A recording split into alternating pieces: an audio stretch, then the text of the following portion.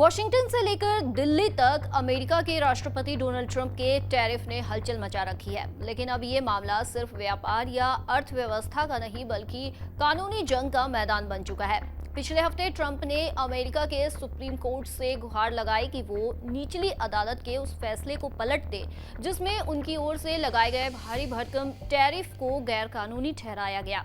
ये टैरिफ जो दुनिया भर के देशों पर लगाए गए थे, अब एक बड़े विवाद का केंद्र बन चुका है। अमेरिकी ट्रेजरी सचिव स्कॉट बेसेंट ने तो ये तक कह दिया कि अगर सुप्रीम कोर्ट ने टैरिफ को रद्द किया तो सरकार को करीब आधे टैरिफ की रकम वापस करनी पड़ेगी, जो खजाने के लिए बड़ा झटका होगा। आइए इस रोचक कहानी को आसान तरीके से समझते हैं। इस साल अप्रैल में ट्रंप ने एक बड़ा ऐलान किया। उन्होंने दुनिया के लगभग हर देश पर 10% से लेकर 50% तक के टैरिफ लगा दिए। इनमें से कुछ को रेसिप्रोकल टैरिफ कहा गया, जो उन देशों पर लगाए गए हैं जहां अमेरिका का व्यापार घाटा था। ट्रंप का दावा था कि ये टैरिफ अमेरिकी उद्योगों को बचाने और राष्ट्रीय सुरक्षा को मजबूत करने के लिए जरूरी है। उन्होंने इसके लिए 1977 के international emergency economic powers act का सहारा लिया, जिसके तहत राष्ट्रपति आपातकाल में कुछ खास कदम उठा सकते हैं। लेकिन ये दाव उल्टा पड़ गया। मई 2025 में न्यूयॉर्क की कोर्ट ऑफ इंटरनेशनल ट्रेड ने इन टैरिफ को गैरकानूनी करार दिया। फिर 29 अगस्त को फेडरल सर्किट की अपील कोर्ट ने 7-4 के बहुमत से कहा कि ट्रंप ने अपनी शक्तियों का दुरुपयोग किया। कोर्ट का तर्क था कि टैरिफ लगाना कांग्रेस का अधिकार है, न कि राष्ट्रपति का। IEEPA में टैरिफ लगाने की साफ अनुमति नहीं है और ट्रंप का ये कदम संविधान के खिलाफ है। ट्रंप ने हार नहीं मानी।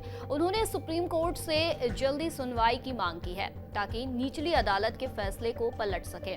उनके वकील जॉन सॉयर ने कहा, अगर ये मामला जून 2026 तक टल गया तो तब तक 750 अरब से $1 ट्रिलियन यानी लगभग 6 से 8 लाख करोड़ रुपए के टैरिफ जमा हो चुके होंगे। इन्हें वापस करना बड़ा झटका होगा। ट्रंप का कहना है कि अगर ये फैसला लागू रहा तो ये अमेरिका की अर्थव्यवस्था और राष्ट्रीय सुरक्षा के लिए विनाशकारी होगा। अमेरिकी कारोबारियों ने अब तक $210 अरब यानी करीब 17 लाख करोड़ रुपए से ज्यादा टैरिफ के रूप में चुकाए हैं। अगर सुप्रीम कोर्ट ने निचली अदालत के फैसले को बरकरार रखा तो सरकार को आधे टैरिफ की रकम यानी करीब $100 अरब वापस करनी पड़ सकती है।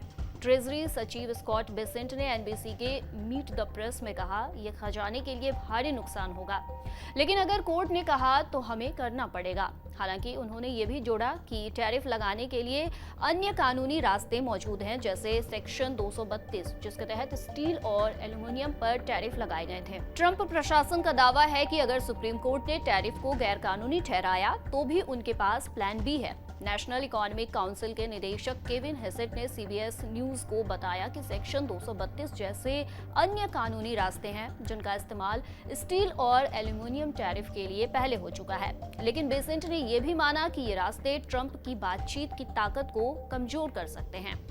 ये मामला सिर्फ अमेरिका का नहीं बल्कि भारत जैसे देशों के लिए भी अहम है। ट्रंप ने हाल ही में भारत पर टैरिफ न हटाने की बात दोहराई थी।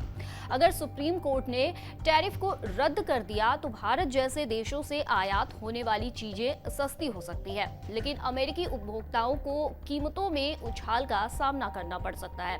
कई कारोबारी पहले ही चेतावनी दे चुके हैं कि टैरिफ की वजह से उन्हें कीमतें बढ़ानी पड़ रही है। सुप्रीम कोर्ट में ट्रंप को थोड़ी राहत की उम्मीद है क्योंकि वहां 3 जज उनकी ओर से नियुक्त किए गए हैं। लेकिन अगर कोर्ट ने निचली अदालत के फैसले को बरकरार रखा तो ये ट्रंप की आर्थिक नीतियों के लिए बड़ा झटका होगा। ये मामला न सिर्फ टैरिफ बल्कि राष्ट्रपति की शक्तियों और कांग्रेस के अधिकारों के बीच संतुलन का भी सवाल उठाता है।